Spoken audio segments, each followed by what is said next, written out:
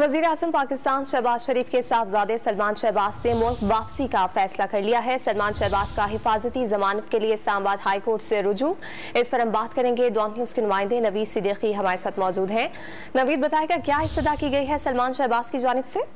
जी, वज़ीर आज़म पाकिस्तान शहबाज शरीफ के साहबजादे सलमान शहबाज ने मुल्क वापस आने का फैसला किया है। सलमान शहबाज ने हिफाजती जमानत के लिए इस्लामाबाद हाई कोर्ट से रुजू कर लिया है और सलमान शहबाज ने वकील अमजद परवेज के जरिए इस्लामाबाद हाई कोर्ट में दरखास्त भी दायर कर दी है और इस्तदा की गई है दरखास्त में कि 2 हफ्ते की हिफाजती जमानत दी जाए। सलमान शहबाज का कहना था कि दरखास्त में कभी पब्लिक ऑफिस होल्डर नहीं रहा, मनी लॉन्ड्रिंग के इल्जाम झूठे और बेबुनियाद हैं, बिजनेसमैन होने के नाते तमाम शेयर SECP में रजिस्टर्ड हैं। दरखास्त के मुताबिक 27 अक्टूबर 2018 से यूके में हूँ, कभी FIA का नोटिस नहीं मिला। FIA ने मेरे खिलाफ मुकदमा मेरी गैर हाजिरी में दर्ज किया है। अदालत 2 हफ्ते की हिफाजती जमानत मंजूर करे। दरखास्त में इस्तदा की गई है। ये उनका कहना था कि 2018 में बैरून मुल्क गया, 2020 में मुकदमा बना और इसके बाद इश्तिहारी करार दिया गया है। उन्होंने दरखास्त दायर की है कि वो वतन वापस आना चाहते हैं और उन्होंने इस हवाले से इस्लामाबाद हाई कोर्ट से रुजू कर लिया है कि उन्हें 2 हफ्ते की हिफाजती जमानत दी जाए। जी, बहुत शुक्रिया नवीद सिद्दीकी, आप अपडेट कर रहे थे।